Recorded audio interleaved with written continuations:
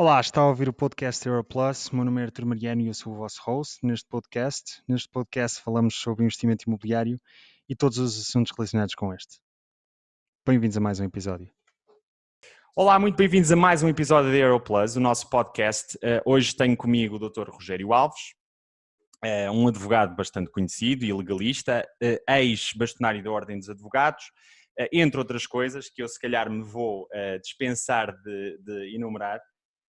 No nosso episódio aqui número 13, e hoje vamos falar mais naquilo que é a nossa proposta de reforma tributária e legal que vamos fazer para o imobiliário, na Europlus. Portanto, nesse contexto, ninguém melhor do que o Dr. Rogério Alves para vir ao nosso podcast e falarmos aqui, no fundo, eu chamei este episódio Legalidade versus Justiça no imobiliário, porque de facto há muitas coisas legais que se calhar bem esgrimidas, poderemos aqui chegar à conclusão que não são assim tão justas.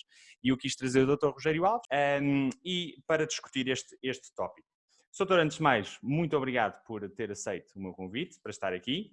Eu aceitei com gosto, eu é que lhe agradeço, mais as suas referências elogiosas, que são um bocadinho excessivas, tendo em conta que esta nem sequer é a minha área core de atividade. Mas espero poder corresponder ao interesse que o programa tem suscitado e farei os possíveis para tornar esta conversa o mais incisiva e interessante para o propósito que enunciou. É interessante porque começamos logo a discordar. Portanto, estou a dizer que as minhas referências são demasiado excessivas e eu acho que não. Portanto, eu só disse que eram excessivas, não disse que eram demasiado excessivas. Apenas excessivas, está a ver? Já estamos a discordar outra vez. É verdade. Isto é como aquela simbiose que estabeleceu aí muito bem entre direito, justiça, legalidade, mérito e, portanto, estamos seguramente no bom caminho. Vamos ver se no final convergimos ou não. Qualquer caminho é saudável. Muito bem, então eu começaria aqui por falar na fuga aos impostos nos contratos de arrendamento. Vamos se calhar aqui falar de tópicos muito específicos e depois vamos saltar de uns para os outros. Eu começaria de facto na fuga aos impostos nos contratos de arrendamento. Porquê? Porque eu lembro-me que a primeira vez que fui registar um contrato de arrendamento na autoridade tributária, nas finanças locais da cidade onde o fiz, a pessoa não sabia fazer aquele registro. E eu achei aquilo muito estranho e perguntei, então, mas como é que com tantas habitações nesta cidade a senhora não sabe fazer isto? E ela disse-me, isto não é comum fazer-se, as pessoas não fazem. Portanto, isto já foi há alguns anos, claro que entretanto o mercado maturou, mas a verdade é que ainda continua, na minha opinião, a haver aqui uma fuga aos impostos excessiva. Aliás, por maior ou menor que ela fosse, seria sempre excessiva, não é? Mesmo que fosse só um contrato em milhares e milhares, já seria legal. E nesse sentido excessiva. E eu aqui tenho uma, portanto, partindo disto como um facto, nós na empresa vamos propor então aquilo que eu estava a dizer, da reforma tributária e legal, e dentro desta parte eu vivi na Alemanha 5 anos e o modelo alemão parece-me assentar aqui bastante bem. E eu queria a opinião do Rogério quanto a isto, se faria sentido em Portugal, se ela é legal e justa ou legal ou justa, portanto, uma das duas ou as duas em simultâneo. O modelo alemão, simplificando muito rápido, basicamente consiste no seguinte: quando alguém migra para uma nova cidade, do exterior da Alemanha ou do próprio interior da Alemanha, tem que se registar ao Rathaus, que é basicamente a Câmara Municipal local. E para tal, tem que levar o contrato de arrendamento e tem que levar salvo erro, a abertura da conta bancária ou uma conta bancária no caso de já ter. Mas o contrato de arrendamento é fundamental para fazer este registro. Este modelo não seria facilmente implementável em Portugal e não resolveria ele, pelo menos, grande parte daquilo que é a fuga aos impostos nos contratos de arrendamento? Bom, vamos lá ver. Deixa-me só fazer uma brevíssima introdução. A questão da fuga aos impostos é uma questão velha e relha, mas onde, nomeadamente em Portugal, na minha opinião, se tem progredido bastante no bom sentido. Isto é uma questão, por um lado, que está muito mais na ordem do dia. É considerada hoje a fuga ao fisco, a fraude fiscal, chamemos-lhe assim, há outros crimes fiscais, mas vamos abreviar. A fraude fiscal é hoje considerada um crime grave, um crime contra a comunidade e é punida, seja nos tribunais, seja pela consciência social, de uma maneira muito mais severa do que era, por exemplo, há 20 ou há 25 anos. E eu falo nisso tranquilamente, já exerço advocacia há mais de 33 anos e nós temos nas nossas prioridades, nomeadamente de política criminal, hoje uma prevalência, uma importância, um relevo dado às questões ligadas à fraude fiscal, ao vulgo chamada fuga ao fisco, que não tem comparação com o que era há 2, 3 décadas, e ainda bem que assim é. Aconteceu algo parecido com as contraordenações rodoviárias.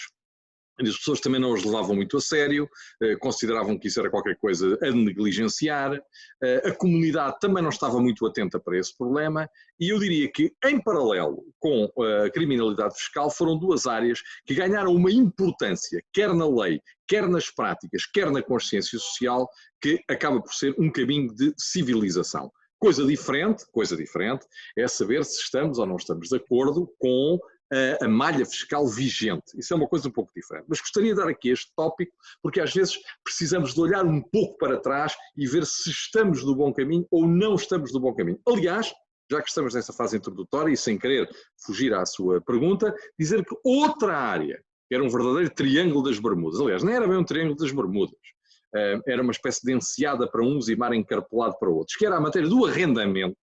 Também houve, apesar de tudo, muito progresso. Há 30 anos, uma ação de despejo era quase uma missão impossível.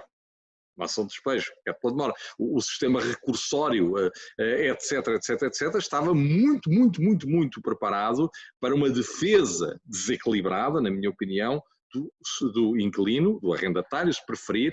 Aliás, tornou-se célebre a questão do congelamento das rendas e das pessoas que viviam, às vezes com elevados rendimentos, pagando rendas miseráveis, irrisórias, em casas enormes, cujo senhorio, cujo proprietário, se preferirmos, era muitíssimo mais pobre do que o seu arrendatário e pouco ou nada podia fazer contra esta situação herdada do regime anterior.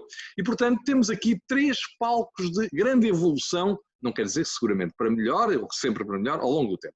A pergunta que me faz é muito simples. Depende, já agora, só uma interjeição muito rápida, até porque depende da referência que usarmos. Se usarmos o próprio Portugal de há 30 anos atrás, vamos notar uma evolução marcante e drástica, não é? Se utilizarmos outro país do centro ou do norte da Europa, se calhar, mesmo assim, mesmo com essa evolução, tanto naquilo que foi a maturação do mercado imobiliário, de facto, onde incluímos o complemento das rendas, os despejos e tudo mais, como na fuga fiscal ou na fraude fiscal, mesmo assim, portanto, tudo depende da base que usarmos, não é? Relativamente a um país de centro, norte da Europa, ainda continuamos uns furos abaixo, não é?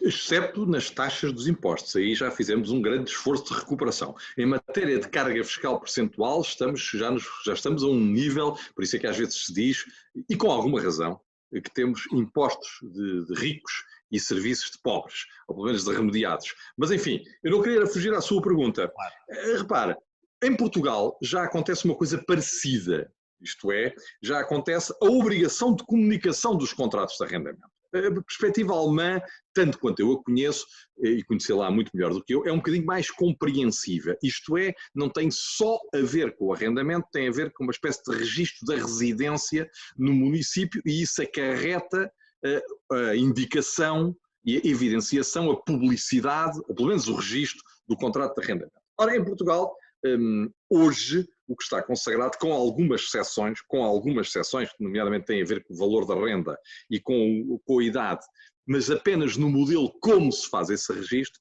hoje já é obrigatória a comunicação, e por regra no portal da AT, é obrigatório o registro dos contratos de arrendamento.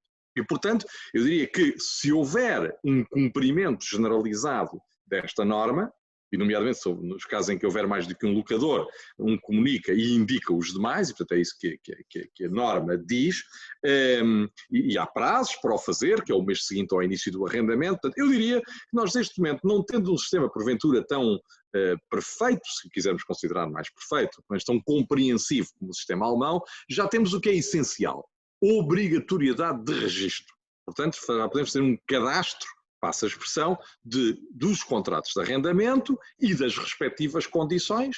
Temos um modelo eletrónico para efetuar esta declaração, com as tais exceções que aludi, quando as rendas são um valor inferior a 800 e tal euros, ou quando, tendo mais de 65 anos, se presume que as pessoas são menos adestradas, mas têm a mesma de o fazer, estão apenas dispensados de o fazer online. Portanto, eu diria que Se houvesse efetividade desta norma, ou quando houver efetividade desta norma, teremos resultados mais ou menos equivalentes àqueles que se podem obter com o sistema do tipo do sistema alemão, embora esse continue, digamos, vá um pouco mais longe, mas este eu diria que uma vez cumprido seria suficiente. Certo.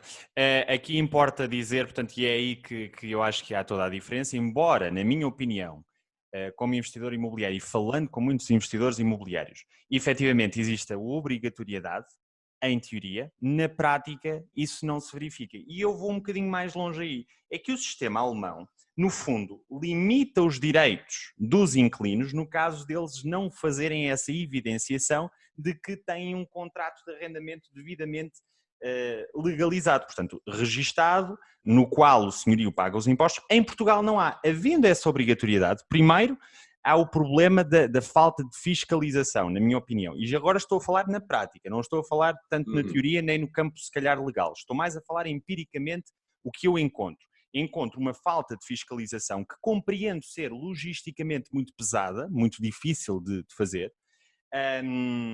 Portanto, na prática, eu vou resumir o que eu ia dizer até para ser pragmático. Na prática, se os senhorios não comunicarem os contratos de arrendamento, ninguém tem uma limitação de direitos, não é? Portanto, e como não há fiscalização... Permita-me discordar de si. Claro que sim. Porque se não comunicar, não pode, por exemplo, recorrer à ação de despejo. Eu penso que isso já é uma limitação brutal. Mas isso é do lado do senhorio. Eu estava a falar... Eu estou a falar do lado do inquilino. Está bem, mas repara, do lado do inquilino também tem uma limitação. É que não pode, no seu IRS, deduzir o valor que paga das rendas. Isto é, portanto, apesar de tudo, vamos lá ver, nós podíamos ter um sistema, já vi que o meu querido amigo é mais Big Brotheriano do que, passa a expressão, do que eu, mais Orwelliano, se preferir.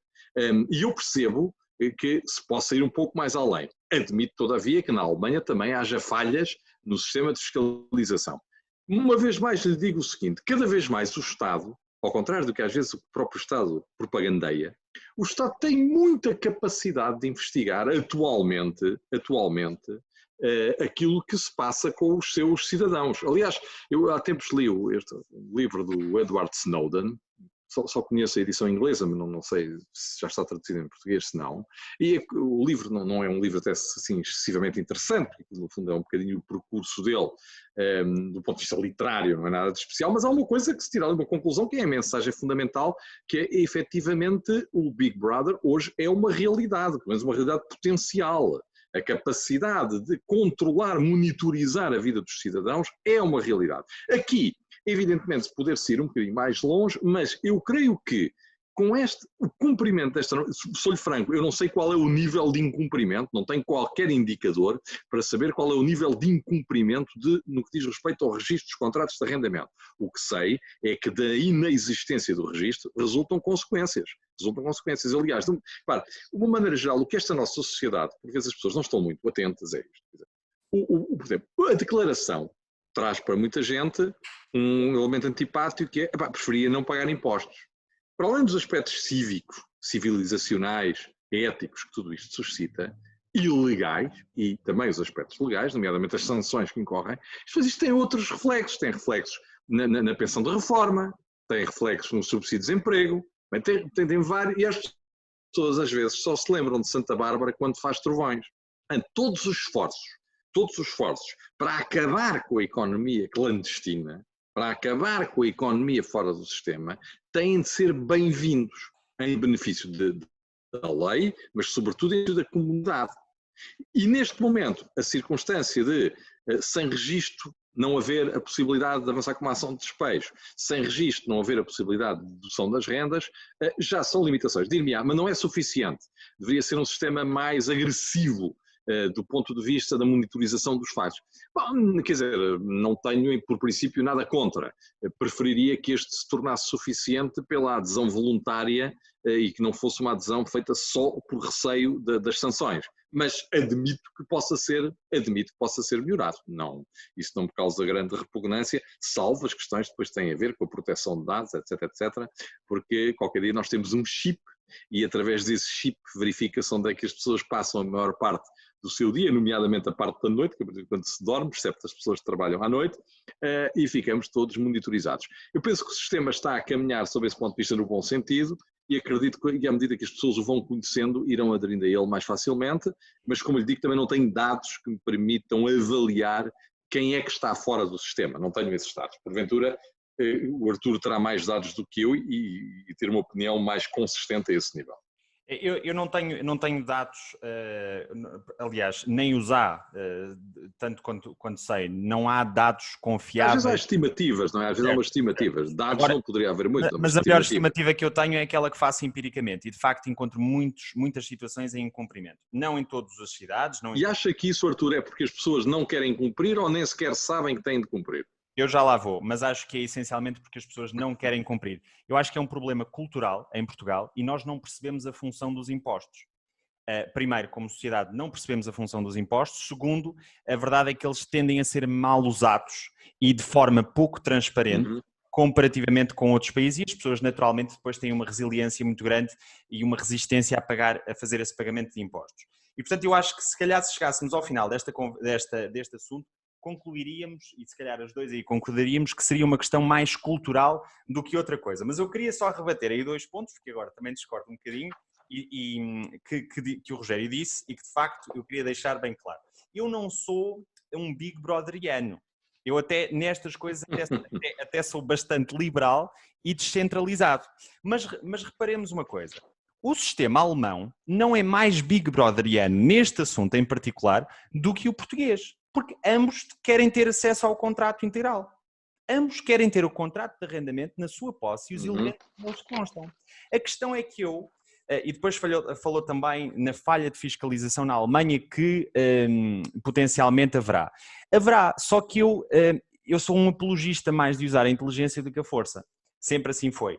E eu acho que aqui é claramente esse o problema. A Alemanha não necessita... Aí estamos de acordo completamente. Certo, mas olha, lá está uma coisa em que estamos de acordo. Pronto, já começámos a concordar, se calhar vamos concordar mais. Mas eu aqui... A ver, isto já está no bom caminho. Colocaria força entre aspas, naturalmente. Mas a questão é... primeiro, a Alemanha não quer mais dados do que Portugal. Ambos querem os contratos de arrendamento. Portanto, quanto a isso, acho que os dois países estão ao mesmo nível. Mas... a Alemanha nem precisa ter uma fiscalização muito forte, muito agressiva, muito evasiva. Aquilo que a Alemanha faz é exigir o contrato. E eu, de facto, já agora voltando um bocadinho atrás, eu errei. Eu errei ao dizer que não há uma limitação de direitos, porque há. Ela não é tão evidente e tão limitativa do que aquilo que acontece na Alemanha. Porquê? Porque alguém que esteja na Alemanha, que não tenha o contrato de arrendamento registado, e não o leve, quando faz o registro, portanto fazendo aqui um paralelo, na Câmara Municipal, então nem sequer pode abrir uma conta bancária, por exemplo, não pode ter um contrato de trabalho. Eu creio, tanto quanto conheço melhor o sistema alemão, que é emitido uma espécie de um certificado de residência, portanto o registro do contrato está na base da emissão de um certificado de residência e é com esse certificado de residência, que dir-me-á se é assim, se não, é com esse certificado de residência que nomeadamente se abre uma conta bancária. Cá, como sabe, relativamente às ligações aos serviços, também é mais ou menos assim, isto é, as pessoas também têm de ter uma prova da sua titularidade, de legitimidade de ocuparem a casa para pedirem a ligação dos serviços. Portanto, nesse sentido, há uma medida inteligente para esse certificado de residência assente de uma maneira geral, ou no contrato de arrendamento, ou na propriedade de uma casa. Pronto, aí está uma nuance que pode ser introduzida e que nos pode aproximar do sistema alemão. Nesse sentido, agora, eu acho que o princípio base é semelhante em ambos os países. Isto é necessário saber da existência e é preciso registar os contratos de arrendamento, porque isso depois tem múltiplas utilidades, nomeadamente no plano fiscal, quer para os arrendatários, quer para os locadores, nomeadamente no plano do conhecimento do mercado imobiliário, no conhecimento das necessidades habitacionais, e no fundo, na decência com que nos devemos apresentar face à administração fiscal, porque o não haver registro, o que pressagia é que não se pretende suportar a carga fiscal associada a esse registro. Pronto, e isso, obviamente, que é um comportamento desprezível e que o Estado deve combater. Mas se houver alguns aperfeiçoamentos nesta matéria, não tem nada contra, depende da sua dose, isso aí depois implicaria também que os serviços funcionassem bem, para não se ficar à espera 3 meses da emissão de um certificado para se ir abrir uma conta bancária, que hoje já é também uma tarefa bastante complicada, em função nomeadamente das normas de compliance e das leis que procuram prevenir e combater e reprimir o branqueamento de capitais. Abrir uma conta bancária hoje já não é uma tarefa fácil e, portanto, às vezes a multiplicação de burocracia também tem efeitos nocivos no desenvolvimento da atividade económica e no desenvolvimento da vida das pessoas. Mas é possível encontrar aqui um equilíbrio. O uso alemão não me recuo. Na Alemanha a emissão desse certificado é na hora, portanto nós vamos lá registar. Pronto, isso é que é preciso garantir, não é? Isso é que é preciso garantir. É um papel muito normal, simplesmente tem o carimbo da Câmara e alguém a atestar que de facto viu um contrato de arrendamento ativo, ponto. E portanto... Nós cá também temos muita coisa na hora e portanto pode ser que esse certificado também possa ser emitido na hora. Não, mas não vamos divergir por causa do certificado, que eu concedo do certificado sem qualquer resistência. Eu de facto acho que aqui e mantenho essa posição. De facto acho que o modelo alemão é simples, acho que vai lá pela inteligência, não acresce muito em termos de logística e de controle e de facto funciona bem. Tocou no tema dos despejos e aqui vamos novamente falar na legalidade versus justiça. Não é um bocadinho injusto, embora seja esta a lei, para um senhorio que sempre cumpriu com o arrendatário, que tenha que esperar que 2 rendas estejam vencidas, tenha que, para isso, colocar o despejo, depois há um período de 10 dias de resposta e mesmo depois disso ainda há 30 dias para o inquilino sair. E quando um processo de despejo é ganho, por assim dizer, se calhar juridicamente não estou a falar da melhor forma, mas quando ele é ganho pelo senhorio, ou quando tem eficácia, não é? O despejo, o senhorio não pode reaver as rendas, e já lá vamos depois a uma injunção pós-despejo, mas no processo de despejo normal, standard, ele não tem direito às rendas. Não é moroso demais e com isso pernicioso demais para os senhorios? Bem, nós estamos a falar não de 2 rendas, mas de 3 rendas. Penso que isso não foi alterado recentemente. Estamos a falar de 3 rendas ou prestações em falta. Só isso é que fundamenta o despejo, creio eu. São 3 rendas e não 2. Bom, a sua pergunta aí, de alguma forma, até se agravará num dos seus pressupostos, uma vez que isso supostamente, na lógica da pergunta, ainda agravaria um pouco mais a situação do locador. Tal como nos casos, quando há uma notificação, por exemplo, através do Balcão Nacional de Arrendamento, há um prazo de 15 dias para reagir. Ora bem, vamos lá ver, meu caro Artur. Eu percebo a sua pergunta e acho que a sua pergunta tem uma lógica limpa, absolutamente perceptível. Todavia, o que é que está aqui em causa? O que está aqui em causa é a importância crucial do direito à habitação. Isto é, o despejo, agora nesse sentido, o ato de compelir alguém a sair da sua habitação, se é que é a sua habitação, mas a partir do princípio que é a sua habitação. Também pode ter mais do que um arrendamento e, na verdade, não ser a sua. Mas isso é já outra questão. E é mais residual, fora, caso, efetivamente. Claro, e já está um bocadinho fora do perímetro do que estabeleceu. Em tempos isso foi um motivo de grande controvérsia, porque, como sabe, e por isso que às vezes também temos de ver um bocadinho o que de bom vem surgindo. Havia antigamente, justamente por causa do bloqueio ao aumento das rendas, chamava-se congelamento das rendas. Algumas pessoas que, tendo alternativas e vivendo noutros imóveis, queriam manter aquela renda miserável em imóveis de grande qualidade, situados por vezes em zonas privilegiadíssimas, nomeadamente das cidades, de Lisboa, de outras, e simulavam um bocadinho que lá viviam. E o locador via-se em grandes dificuldades, por vezes, para provar que, afinal, aquele arrendatário não vivia naquele sítio. Eu ainda sou do tempo desse tipo de ações. Acho que, com grande tensão social sempre associada e com grande controvérsia, o caminho que tem sido feito, nomeadamente até agora 2019, tem simplificado muito aquilo que antes era verdadeiramente muito complicado. É claro, perguntar-me-á, mas porquê 3 rendas? Porquê 3 rendas? Bom, porquê é que esse incumprimento é tolerado? Eu não sei onde é que nós poderíamos colocar a fasquia. Para lhe ser completamente franco, não me parece que isso seja também um crime de lesa majestade. Como sabe, por exemplo, para não sairmos do espectro do imobiliário, quando há, por exemplo, a celebração de um contrato de promessa de compra e venda e alguém se atrasa no pagamento de uma prestação, do reforço de sinal, também a natureza que tiver, o Código Civil impõe que haja uma espécie de interpelação ao cidadão faltoso, dizer, olha, Santíssimo Senhor, o senhor não cumpriu com o reforço do pagamento marcado para o dia 31 de maio, a combinação não é... Bom, imediatamente acabou, o contrato está resolvido, o sinal está perdido, eu fico com o sinal e a ligação contratual que tenho consigo, senhor prometendo comprador, está destruída. Não. Há uma chamada interpelação admonitória, tem este nome assim um pouco peculiar, que faz com que se dê uma oportunidade. E porquê? Porque, na verdade, o que é importante é preservar ali uma possibilidade de que o contrato seja refeito e permitir que não seja por uma dificuldade acidental do arrendatário que imediatamente se desfaça um contrato que tem como consequência ou que suporta um dos direitos fundamentais que existe à face da Constituição Portuguesa e não só da própria, digamos, das próprias necessidades da natureza humana. Portanto, eu penso que mais flexibilidade, menos flexibilidade, as coisas seriam admissíveis, mas uma vez mais chama a atenção que isto já representa um incremento relativamente ao que era. Eu já sou do século passado, portanto é natural que evoque um bocadinho esse período, mas na verdade, e já fiz um vasto percurso dentro do século passado, do século XX. Eu também sou do século passado, não é? Eu sei, mas o seu percurso no século passado seguramente será menor do que já decorre neste século. Completamente. Eu não. Já o século XX tem uma grande vantagem ainda sobre o século XXI.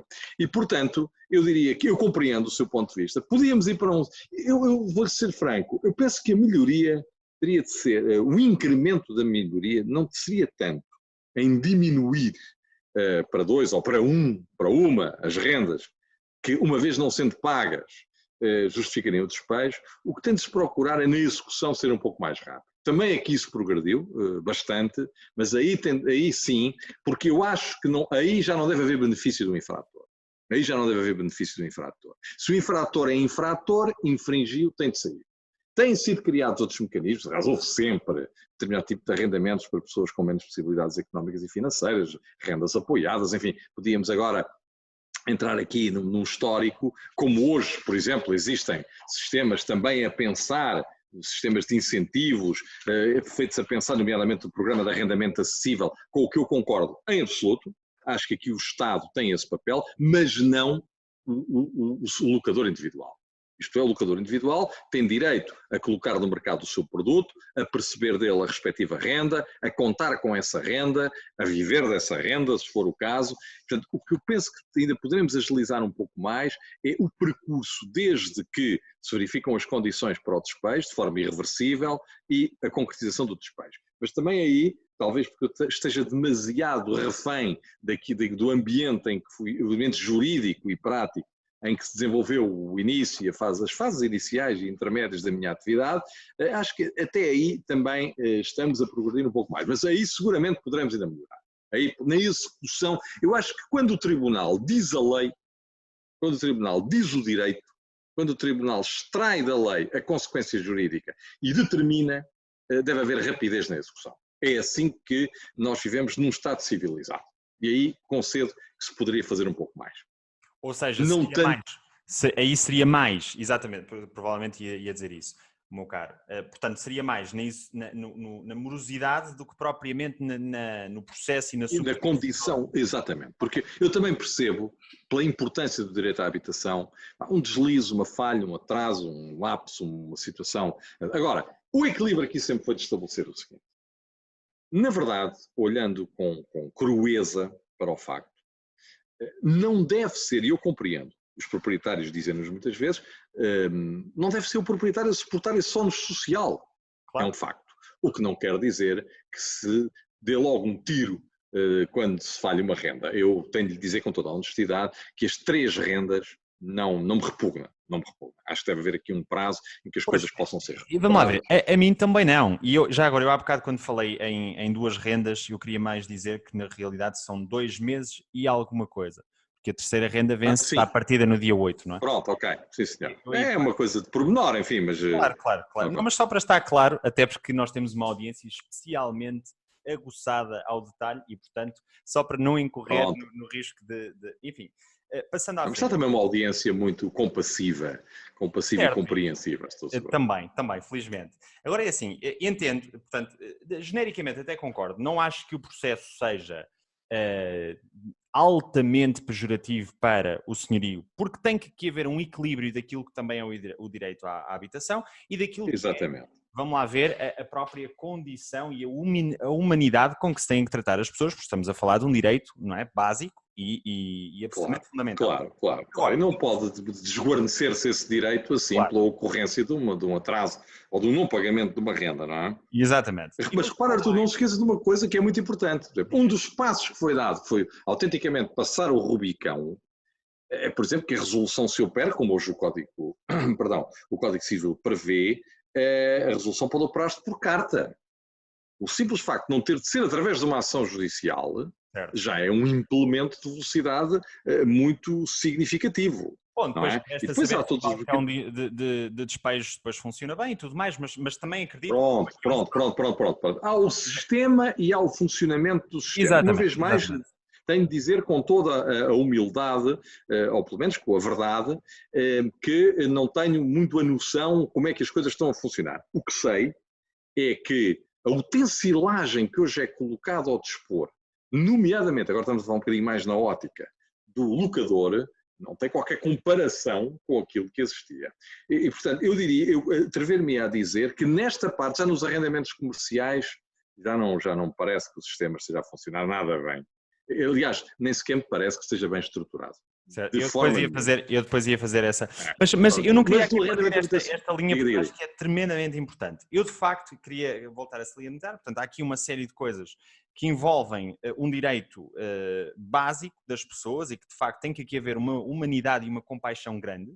E não é pelo facto de haver uma renda falhada que tem que se dar um tiro a alguém, naturalmente. Exato. Isso seria uma coisa um bocadinho, digamos assim, de uma agressividade, de uma brutalidade. Não é? Exatamente. E se calhar é isto que determina o que é uma sociedade civilizada e separa daquilo que não é, não é? No entanto, acho, e eu ia agora concluir, concordando eu até com isso, eu acho que há aqui dois aspectos que são demasiadamente pejorativos para os senhorios. E gostaria de ver se me acompanhava nesta linha de raciocínio. Primeiro, acontecendo isto, a verdade é que chegando ao final do processo, o senhorio não tem só por direito, passa a redundância, a obter as rendas em atraso. Tem o direito a despejar o inquilino, o que já me parece mal. Depois há aqui um outro problema que é, se isto é assim, então temos que encarar culturalmente esta questão de frente e dizer, então se calhar ter fiadores em todos os contratos de arrendamento teria que ser natural, então se calhar ter cauções que compreendem 2 a 3 valores mensais da renda também teria que ser natural, porque caso contrário o senhorio está imensamente desprotegido. E depois ainda aqui há uma terceira questão, que era aquilo que eu falava com a doutora Cecília Meireles, não sei se teve a oportunidade de ver alguns segmentos desse episódio, em que, repare, o senhorio paga para a segurança, paga impostos sobre as rendas que ofere. Okay? Mas no final das contas está desprotegido. Esses impostos não são usados, nem direta nem indiretamente, para o proteger no contexto daquele contrato de arrendamento. E isso choca-me um bocado. Aliás, choca-me e acho que há uma diferença berrante comparativamente com outros países de Centro e Norte da Europa, que eu muitas vezes cito países de Centro e Norte da Europa por uma simples questão, que as coisas funcionam melhor do que aqui, porque se funcionassem piores, eu não cito países, se calhar, da América Latina, porque genericamente falando estas coisas funcionam ainda pior do que aqui, não é? Cito países normalmente que funcionam melhor. E a verdade, e sem desprimor nenhum para os países da América Latina, que gosto muito de todos eles e dos seus habitantes. Agora, de facto, para não isso é que é um disclosure. Isso é que é um disclosure abrangente. A cautela é melhor. Mas além de cauteloso, é também verdadeiro e, portanto, senti-me no direito de o evocar. Agora, efetivamente, acho que culturalmente, então, tendo os senhorios... Portanto, eu queria perceber se concorda com esta linha que, não sei se ficou totalmente clara, mas que compreende... Bom, disse várias coisas, falou em várias coisas, enfim, porventura escapar-me-á alguma, mas há aqui uma coisa que me parece bastante relevante, que é o senhorio, chamemos-lhe assim, deve prevenir-se ao nível das garantias do contrato, não é? Deve prevenir-se. Porquê? E hoje, como sabe, nesta versão mais moderna da contratação, e nomeadamente, não exclusivamente, mas nomeadamente nos arrendamentos comerciais, é absolutamente usual a prática de prestação de garantias bancárias, tal como nos contratos de arrendamento habitacionais, é muito comum que seja pedido um fiador. Evidentemente que um fiador ou outro tipo de garantia. Evidentemente que cada um tem, como se costuma dizer na gíria bancária, o apetite pelo risco que tem. Quer dizer, eu admito que alguém diz assim, bem, eu estou aqui para para arrendar esta casa há um ano. Aparece um inquilino, pimpão, com bom aspecto, com bom ar, com aparente fazenda suficiente, e o senhorio, o Lucas, vou arriscar. Portanto, isto é uma renda tão boa, vou ter aqui um pequeno risco. Olha, nem vou pedir garantias, olha, paciência, vou correr aqui o risco, se isto durar 6 meses ou um ano com ele a pagar, já não é mau. Pronto, cada um tem o seu apetite de risco. O que acho, olha, já agora sem querer fazer, digamos, qualquer tipo de convocação à minha profissão, o que eu acho que é importante é que as pessoas comecem por ter um hábito, que é o de, antes de formalizarem um contrato, falarem com o respectivo advogado ou com a sua advogada. Isso é muito importante. Porque o que acontece, e essa para mim é uma das grandes falhas culturais que existe em Portugal, não só em Portugal, mas existe muito em Portugal, é que as pessoas habituam-se a assinar contratos, nomeadamente aqueles mais habituais no seu dia-a-dia, sem qualquer consulta jurídica. Eu estou na área e segundo totalmente isso, portanto, concordo inteiramente. Está a ver, porque às vezes podem parecer contratos... A maior parte das vezes a coisa corre bem e, portanto, o contrato até é irrelevante. Exatamente, mas o contrato de promessa... Pronto, contrato de promessa de compra e venda toda a gente sabe fazer. O contrato de trabalho toda a gente sabe fazer. O contrato disto e aquilo toda a gente sabe fazer. Mas não sabe, o contrato de arrendamento toda a gente sabe fazer. Há minutas espalhadas por aqui e por ali. Ora bem, isso é um erro. Porque as pessoas, às vezes para poupar na farinha, depois gastam no farelo, ou ao contrário. Porquê? Porque devem medir o risco, e se alguém quiser arriscar, nomeadamente estamos a falar das garantias, arrisca, mas tem de estar ciente de que está a correr esse risco. Como alguém que paga um sinal para a aquisição de um imóvel, está a correr o risco de um dia o promitente vendedor desaparecer, não cumprir, o imóvel estar onerado por uma hipoteca, uma entidade, uma instituição bancária, e tem ali um molho de brócolis todo também. E, portanto, se alguém faz isso, tem ao menos de saber que está a incorrer nesse risco. E, portanto, eu acho que se isso for assim, e ainda bem, olha, espaços comunicacionais como este são úteis para alertar as pessoas devem submeter a peça que vão assinar, neste caso o contrato, submetê-lo a um desafio de alguém que lhe possa dizer, o senhor já pensou nisto? O senhor já pensou naquilo? O senhor já pensou? Pronto. E assim nós teremos uma atividade muito mais pura, muito mais pura, e teremos as pessoas mais tranquilas e mais conscientes. Quanto à questão fiscal, eu não consigo fazer um match entre as taxas que são cobradas relativamente aos rendimentos, ou seja, eu sei quais são as taxas, mas não sei fazer um casamento entre taxa-benefício. Há uma coisa que aí o meu espírito liberal vem muito à tona. Eu costumo dizer um pouco a brincar que tenho o meu pensamento mais à direita e a minha alma mais à esquerda. Mas aqui o pensamento prevalece um pouco em termos de formatação do Estado. Nós temos uma carga fiscal elevadíssima.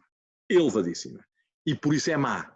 E é má porquê? Porque é dissuasora do investimento. Sufoca. De tal maneira é assim, que quando se quer atrair pessoas a investir, faz-se-lhe um regime especial e baixa-se da carga fiscal. Nem mais. Agora, em Portugal... Que depois já agora origina problemas, não é? Por exemplo, os vistos gold e por não habitual, uma série de problemas. Exatamente. Nós primeiro arranjámos o programa, orgulhámos-nos muito do programa, propagandeámos o programa e andámos, digamos, à caça e à pesca de investidores para colocarem aqui o seu dinheiro. Depois achámos que aquilo era uma coisa horrível, muito má, péssima. Essa instabilidade também não ajuda muito. Essa mudança de humores não ajuda muito, nem na relação entre as pessoas, nem nas relações institucionais. Mas isto para dizer, nós temos uma carga fiscal elevadíssima. Para além de termos, ao nível, por exemplo, da minha profissão, verdadeiras aberrações fiscais que consistem no facto de pagar impostos sobre dinheiro que não recebe. Aliás, pagar impostos contra faturas que não se receberam. pagar impostos de faturas que se emitiram, por exemplo, para o Estado, que o Estado ainda não pagou, mas que já cobra os impostos. Enfim, para além destas aberrações funcionais, de termos impostos sobre dinheiro que não se recebe, nem que se presume por causa de uma coisa absolutamente absurda que se chama transparência fiscal, que mais se devia chamar indecência fiscal, a verdade é que nós temos uma carga fiscal elevadíssima. Hoje as pessoas que estão nos escalões mais elevados trabalham de manhã para o Estado e depois, a partir das 3 da tarde, começarão finalmente a arrecadar para si. E mesmo em escalões mais baixos, taxas de 28%, como são tributadas as rendas, ou depois a carga fiscal vai diminuindo, como sabe, mais ou menos indexada ao aumento da duração dos contratos, mas são taxas fiscais elevadíssimas, sobretudo num país em que depois, muitas vezes, as utilidades que deveriam nascer desse pagamento copioso de impostos, acabam por exigir que essas utilidades sejam adquiridas, nomeadamente a privados, e portanto temos de pagar os impostos e depois temos de pagar as coisas que os impostos nos deveriam gerar. E portanto o senhorio aqui não é exceção. Não é exceção. Portanto, eu considero que a carga fiscal, ainda que seja tributada de forma autónoma no que diz respeito às rendas, a carga fiscal é muito elevada. E eu acho que Portugal não é só Portugal. Mas mais do que elevada, o problema não está em depois não ser usada minimamente a favor do senhorio. Quer dizer, nós não conseguimos fazer aqui um match entre aquilo que são os impostos sacados e a sua aplicação, não é? Mas exatamente, era isso que eu conseguia fazer. Bem, mas repare, eu penso que os senhorios aí, havia antes, não sei se ainda se utiliza essa expressão, havia uns pregos que se chamavam os amigos do senhorio, porque não estragavam as paredes. Antigamente havia esses pregos que tinham essa denominação. Mas a verdade é que eu acho que os senhorios aí estão um bocadinho no mesmo barco da generalidade das pessoas. Nós temos uma desproporção, como se diz, nós temos impostos de ricos e benefícios de pobres. E, portanto, acho que os Estados têm de ter a coragem de olhar para a fiscalidade. Vamos lá ver, a fiscalidade é um bocadinho, como já se dizia do tempo dessa de Queiroz. O Estado só tem de fazer duas coisas: pedir o empréstimo e lançar o imposto. Pronto, e assim se vai governando. Pede o empréstimo, lança o imposto. Nós estamos sempre na perspectiva, quer dizer, nós temos uma carga fiscal que paulatinamente foi por aí fora, sobretudo para as pessoas individuais, foi por aí fora de uma maneira brutal. Hoje a expressão "quanto é que tu ganhas?" é uma expressão que perdeu o seu sentido prático, dizer quanto é, mas é líquido ou bruto? Porque uma coisa é o que se ganha líquido, outra coisa é que se ganha bruto. Não é? Hoje dizer, e portanto, eu creio que aqui os senhorios estão um bocadinho nesta onda. E, portanto, olha, tem o ónus de estar aqui. Mas, por exemplo, aquilo que são os pagamentos para a segurança social por parte de um trabalhador independente e os impostos que essa pessoa paga, de facto, são muito elevados e haverá aberrações. Aliás, a minha companheira é também advogada e eu conheço algumas aberrações também por osmose. Mas a questão é, no final das contas, acaba por haver aí algum tipo de proteção. Há algum tipo de contrapartida, nomeadamente no subsídio de desemprego, enfim, em várias formas. O grande problema é que no caso dos senhorios não há nenhum, nem muito nem pouco. A carga fiscal mas já agora, Artur, só para ficar claro, que tipo de sinalagma, ou seja, de casamento é que faria entre impostos? Me está a fazer uma relação bionívoca. Muito simples, entre aquilo, por exemplo, se desconta, agora estou-lhe aqui a perguntar, porque a minha curiosidade está aguçada. Excelente pergunta, até porque estará na nossa reforma tributária. Enfim, já bom, está a ver? Vai fazer aqui digamos, uma revelação em primeira mão. Vou, porque isto é uma reforma que está a ser estudada. Aliás, o objetivo daqui é trazer o Rogério, como qualquer convidado inteligente, e já agora, quanto mais sportinguista o candidato for, melhor. Mas a ideia de trazer ilustres, caríssimos, como o Rogério, é de facto eu refletir sobre aquilo que vou propor e melhorá-lo, porque, como é óbvio, eu não serei a pessoa mais inteligente do mundo, muito longe disso.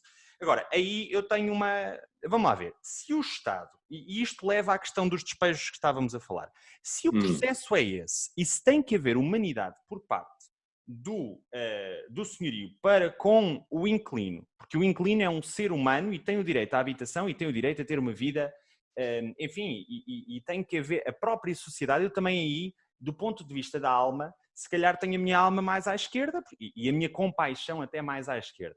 Estamos a divergir cada vez menos. Cada vez menos. Eu avisei. Mas depois estou a ver Íamos que começar, sim, embora... isto é o caminho. Sabe também assim que os grandes espíritos sempre se encontram.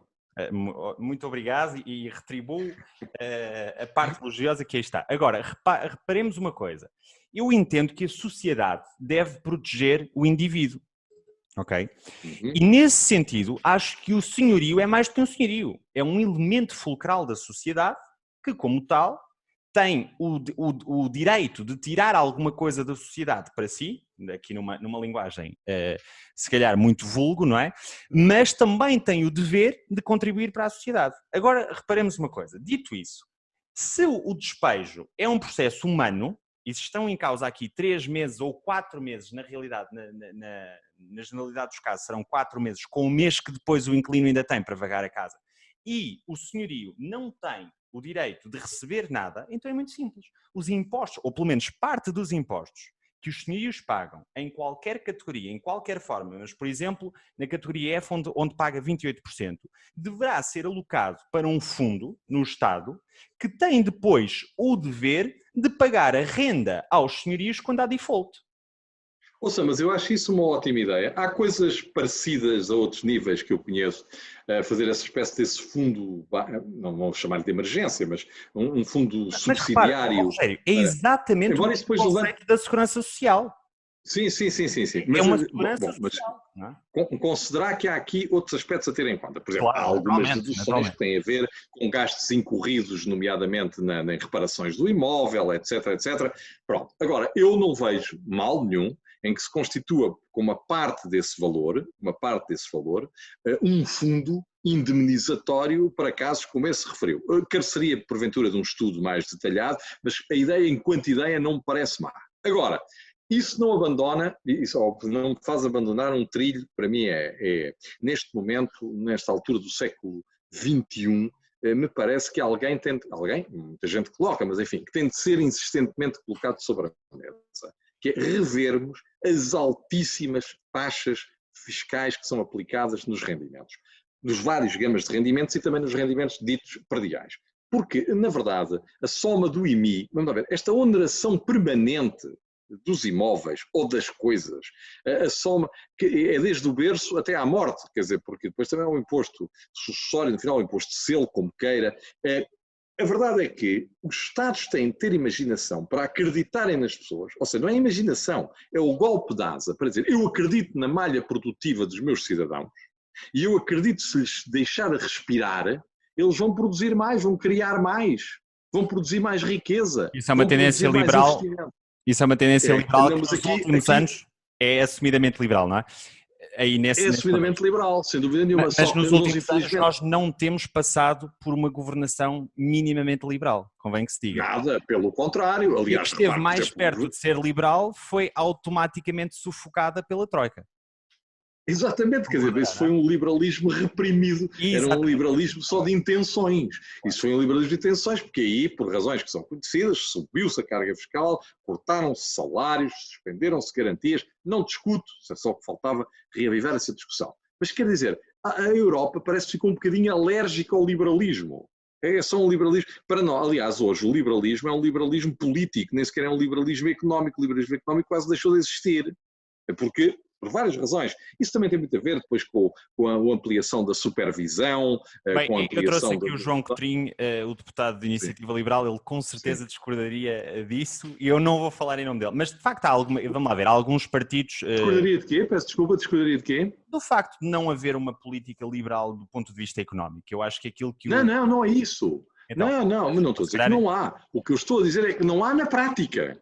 Certo. Na prática, quando nós, ainda bem que me permite fazer este esclarecimento, quer dizer, nós hoje quando falamos em liberalismo, falamos muito do liberalismo político, das liberdades, das garantias, dos direitos, etc. Mas na verdade, por esse mundo fora, mesmo na Europa, um bocadinho pelo alinhamento que a União Europeia impõe, não temos experiências relevantes de liberalismo económico. O liberalismo económico é uma espécie em vias de extinção, porque chamam-lhe logo liberalismo selvagem e liberalismo disto e aquilo, e portanto, na verdade, a superregulação e o aumento das cargas fiscais que, quando eu era jovem, eram apanágio mais dos países, dos tais países desenvolvidos, do norte, da Europa, etc., etc., mas que hoje se propagaram, nomeadamente pela Europa, e que efetivamente, e na Europa que estamos, assumem um peso sufocante para a sociedade, não é? Na minha opinião, sufocante para a sociedade. A sociedade vive sufocada debaixo de uma carga fiscal enorme. Mas enfim, nós já estamos aqui nesta longa conversa. Exatamente, mas do ponto de vista de fundamentação da ideia, ela faz sentido, certo? Só queria perceber se Sem dúvida, sem dúvida. Ou seja, da mesma forma, porque a ideia do imposto é esta, quer dizer, é nós pagarmos a dívida do Estado e aquilo que o Estado precisa de facto para se manter, mas também fazer para as pessoas. Exatamente, e haver depois um grau de proteção que esse imposto nos confere. E aqui não existe. Sem dúvida, há uma espécie, algum retorno, há outras experiências noutras áreas que são semelhantes a essa e não tenho nada contra. Quer será depois de um estudo que o Artur vai promover aí com os seus peritos, mas na partida isso não... Agora, até não pode haver questões tabu nesta matéria fiscal. É que atualmente, quer dizer, eu que defendo que o Estado deve ter intervenção em vários setores. Eu defendo isso.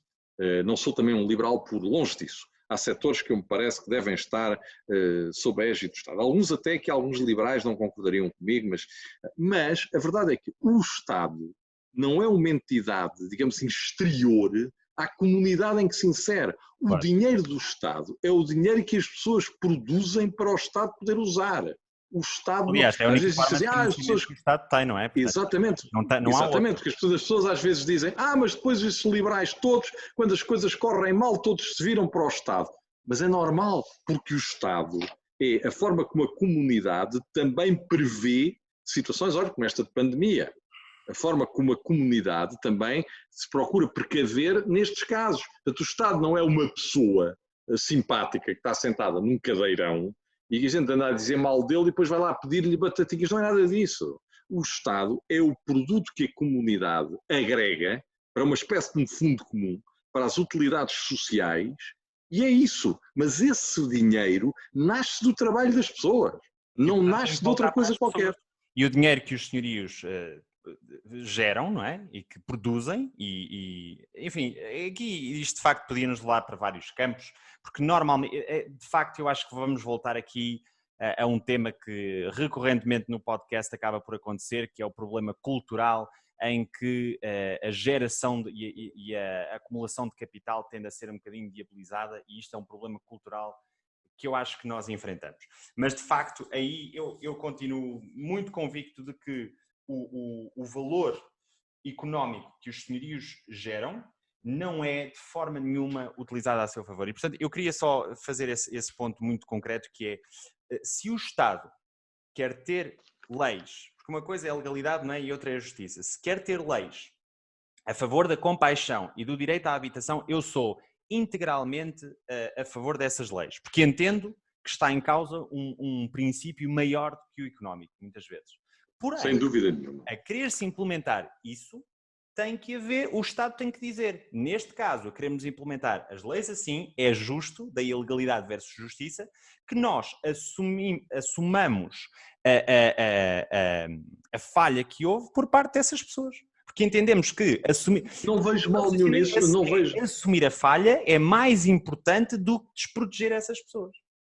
Sim, aliás, olha, até ao próprio nível da advocacia há alguns mecanismos, não propriamente de impostos, mas de valores que são pagos por advogados noutros países, até fora do sistema da Caixa de Previdência, que servem de salvaguarda a determinadas situações, nomeadamente para os clientes dos advogados.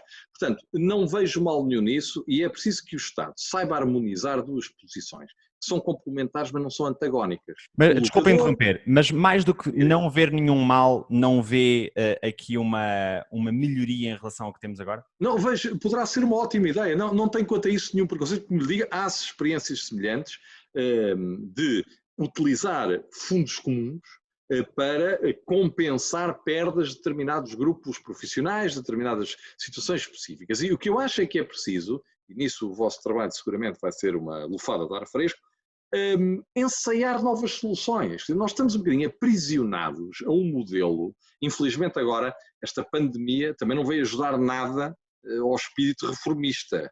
e à inovação, porque obviamente criou-nos aqui todos, não foi só um confinamento, foi um constrangimento que uma vez mais tivemos de ir às emergências, às reservas e aos mecanismos supranacionais. Agora, parece-me muito bem que, até porque todo o dinheiro que é pago ao Estado deve ter uma função. O Estado é um bocadinho como uma associação, o Estado não deve ter lucro. O Estado deve ter o dinheiro que é necessário. Agora precisamos do superávit para pagar a dívida, mas nunca mais daqui saímos. Quer dizer, a este ritmo nunca mais daqui saímos. Portanto, o Estado é como as associações, não é uma sociedade comercial, é uma associação de cidadãos. Existe para recolher os valores que necessários, é uma justa e criteriosa gestão, sirvam as suas próprias funções. Ponto. Na minha opinião, o ideal seria que o fizesse baixando as cargas fiscais. Baixando as cargas fiscais e gerindo melhor o que tem. Se não for possível, a ideia que preconiza, nem sequer é antagónica com a outra, mas a ideia que preconiza, também da afetação de determinadas receitas nascidas da tributação de determinadas áreas ou tipos de rendimentos a determinados fins, também não me parece, não vou dizer que não me parece mal, senão o Arthur acha que é insuficiente, parece-me bem. É uma pista para ser tomada. Ótimo, excelente. Assim já nem tenho que dizer nada. Meu caro, vamos à pergunta, ao último tema que eu aqui tenho. Vamos embora. É uma questão técnica e assim muito específica que tem a ver com, ou tem que ver com, não é? Como agora se diz, eu quando voltei para Portugal aprendi que alguns termos foram mudando. Com a notificação de inquilinos estrangeiros, que é uma coisa que já no nosso grupo, onde nós temos de resto vários investidores imobiliários, que ajudamos e que se entreajudam, e foi uma questão que já me aconteceu a mim e já surgiu 2 ou 3 vezes. A notificação de inquilinos estrangeiros. Vamos lá ver e vou dar aqui um exemplo prático para que se perceba exatamente o que é que eu aqui estou a tentar ilustrar. Um inquilino estrangeiro, vamos até assumir não europeu, um inquilino africano ou sul-americano, ou aquilo que seja, ou asiático, vai para um imóvel, não é? Cumpre até uma determinada altura e depois, a partir de certa altura, incumpre. Incumpre ou, por exemplo, danifica subejamente o imóvel e vai-se embora. Ninguém sabe mais dele. O senhorio encontra-se num problema que pode fazer seu o valor de caução para suprir os danos que vai ter com o imóvel, mas vamos até assumir que isso como as histórias que eu conheço e como me aconteceu a mim, manifestamente parco para fazer face aos custos que se vão incorrer. E depois temos o problema da notificação do inquilino. Quer dizer, não se sabe para onde ele foi. Se recorrermos ao balcão de arrendamento, provavelmente, enfim, uma base de dados nacional, ele não está registado em lado nenhum, a não ser no CEF. O CEF, provavelmente, a tê-lo, ponto 1, não pode dar a sua morada porque colide com o RGPD, não é? Ponto 2, mesmo que a pudesse dar, que morada é que ia dar? A do nosso próprio imóvel. Ora, se assim é, o aumento de garantias será a única forma de nós contornarmos este problema? O aumento de garantias por parte do senhorio? Olha, a minha resposta, objetivamente, é sim. Isto é, com toda a franqueza. Porquê? Porque por mais sofisticada que seja a fórmula de notificação, imagine, por exemplo, que poderíamos fazer uma notificação por correio eletrónico. Podíamos ter uma. Antes havia, não, ainda há, mas um sistema mais antiquado seria a notificação edital, quando não se conseguia, a citação edital, quando não se conseguia encontrar a pessoa por desconhecimento do seu paradeiro, da sua residência, etc. Recorrimos a editais, coisa que ainda existe atualmente. Recorrimos a editais e dizia, olha, fica notificado, tal. Ora, mas o problema aqui não é só notificar. O problema aqui é conseguir tirar algum efeito útil da notificação. Ora, esse efeito útil, se for um cidadão do espaço europeu ou fora do espaço europeu, ou até um cidadão nacional que desapareça de um momento para o outro e que consiga manter-se relativamente oculto durante um período de tempo, portanto, o antídoto é o reforço das garantias. Não tenho dúvidas nenhumas, porque só isso é que pode garantir que se a casa for danificada, ou o equipamento da casa for danificado, etc., que haja a garantia que com notificação ou sem notificação, o senhorio pode ser ressarcido. Fora disso, é sempre um bocadinho aleatório e terá sempre que confiar um bocadinho na sorte, isto é, que apareça esse rebarbativo arrendatário, que ele responda perante a Justiça e que tenha meios para se efetuar uma eventual cobrança coerciva da indenização a que haja lugar. Portanto, a palavra de ordem aqui é mesmo o seguro morreu de velho, forçar as garantias, e muitas vezes, quando as pessoas se recusam, entre aspas, não querem dar garantias, o melhor é talvez procurar outro inquilino. Pois. Aqui haveria ainda uma hipótese que eu já pensei, refleti bastante sobre ela, mas depois acho que no final também não vai. Primeiro, não sei se é legal e na realidade é uma pergunta direta que tenho, que era obrigar um inquilino estrangeiro, em particular não europeu, a constituir na altura da celebração do contrato de arrendamento um representante legal. Um representante legal, já agora, cidadão nacional ou pelo menos residente em território nacional. Mas isso em princípio até deverá ter, não tanto pela sua qualidade de inquilino ou de senhorio, neste caso de inquilino, deverá ter as pessoas que... Exatamente. Das pessoas que tenham negócios em Portugal e que estejam sob a incidência do imposto, devem ter um representante fiscal. Agora, naturalmente, que esse mecanismo é ele próprio... Eu não queria dizer fiscal, eu queria dizer legal. Portanto... legal. Quer o meu amigo dizer alguém que se responsabilizasse... Exatamente. Não. Esse é um mecanismo, repara, isso é um mecanismo da fiança, não é? Isso é um mecanismo da fiança. Ter um representante legal não está previsto na lei. Quer dizer, ter alguém que assuma as nossas responsabilidades um bocadinho à imagem de um pai do menor... Mas poderia não ser assumir... Certo, mas poderia não ser assumir as responsabilidades. Poderia ser simplesmente um veículo para garantir a notificação. Por exemplo. Não, mas, meu caro, mas é que eu até posso admitir isso tudo, podia ser obrigatório que se designasse alguém, quem se fosse constituir uma procuração irrevogável para receber as notificações. Só que o próprio receber da notificação pode não ser suficiente. A notificação apenas garante que ele é notificado. Essa também foi não o leva muito que eu fiz.